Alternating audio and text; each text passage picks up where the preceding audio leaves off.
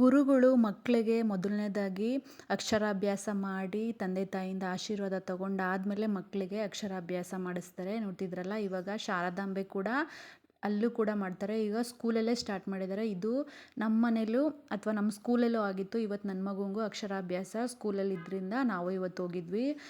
Program ಅಂತೂ ತುಂಬ ಚೆನ್ನಾಗಾಯಿತು. ಮಕ್ಕಳು ಕೂಡ ಖುಷಿಯಿಂದ ಅಕ್ಷರಾಭ್ಯಾಸ ಮಾಡಿದ್ರು. ಅವಾಗೆಲ್ಲ ಗುರುಕುಲದಲ್ಲಿ ಗುರುಗಳಿಂದ ಆಶೀರ್ವಾದ ತಗೊಂಡು ಶಾರದಾ ಮಾತೆಗೆ ಸರಸ್ವತಿ ಪೂಜೆ ಮಾಡಿ ಮತ್ತೆ ನೆಕ್ಸ್ಟು ಅಕ್ಷರಾಭ್ಯಾಸ ಸ್ಟಾರ್ಟ್ ಮಾಡ್ತಾಯಿದ್ರು. ಇವಾಗೆಲ್ಲ ಹೋಗ್ಬಿಟ್ಟಿತ್ತು.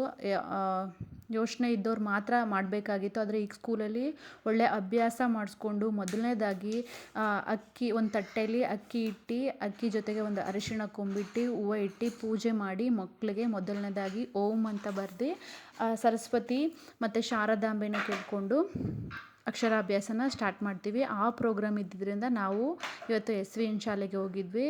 ಪ್ರೋಗ್ರಾಮ್ ಅಂತೂ ತುಂಬ ಚೆನ್ನಾಗಾಯಿತು. ಮಕ್ಕಳು ಕೂಡ ಖುಷಿಪಟ್ಟು ಈ ಕಾರ್ಯಕ್ರಮನ ನಡೆಸ್ಕೊಟ್ರು.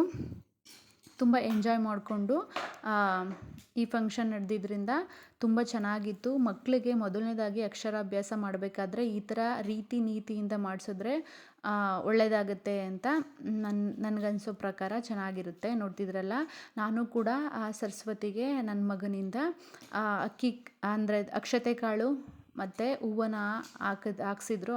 ಒಂದು ಗ್ರೂಪ್ ಫೋಟೋ ತೊಗೊಂಡು ದೇವರಲ್ಲಿ ಒಳ್ಳೆ ಬುದ್ಧಿ, ಆರೋಗ್ಯ, ಆಯಸ್ಸು, ಸದಾ ವಿದ್ಯೆ, ಐಶ್ವರ್ಯ, ಸಂಪತ್ತು ಕೊಡಮ್ಮ ಅಂತ ಕೇಳಿಕೊಂಡು ನಾವು ಈ ಸ್ಕೂಲಲ್ಲಿ ಬಂದ್ವಿ.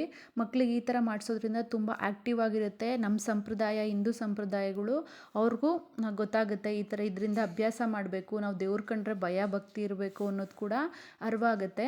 ಆದ್ದರಿಂದ ಈ ಥರ ಅಭ್ಯಾಸ ಎಲ್ಲ ಸ್ಕೂಲಲ್ಲೂ ಸ್ಟಾರ್ಟ್ ಮಾಡಿದ್ರೆ ತುಂಬ ಚೆನ್ನಾಗಿರುತ್ತೆ. ಆದ್ದರಿಂದ ನನಗೂ ಈ ಪ್ರೋಗ್ರಾಮ್ ಇಷ್ಟ ಆಯಿತು. ನೋಡ್ತಿದ್ರಲ್ಲ, ಡೆಕೋರೇಷನ್ ಕೂಡ ತುಂಬ ಚೆನ್ನಾಗಿತ್ತು. ಸ್ಕೂಲ್ ಕೂಡ ತುಂಬ ಚೆನ್ನಾಗಿದೆ. ನೋಡ್ತಿದ್ರಲ್ಲ, ಮಕ್ಕಳು ಚಿಕ್ಕದ್ರಿಂದನೇ ಆ ಮೊಳಕೆಯಲ್ಲೇ ಬೆಳೆ ಅಂತ ಕಾಣ್ತಾರಲ್ಲ, ಆ ಥರ ನೋಡ್ಬೋದು. ಈ ವಿಡಿಯೋ ನೋಡಿದ್ದಕ್ಕಾಗಿ ಧನ್ಯವಾದಗಳು. Thank you.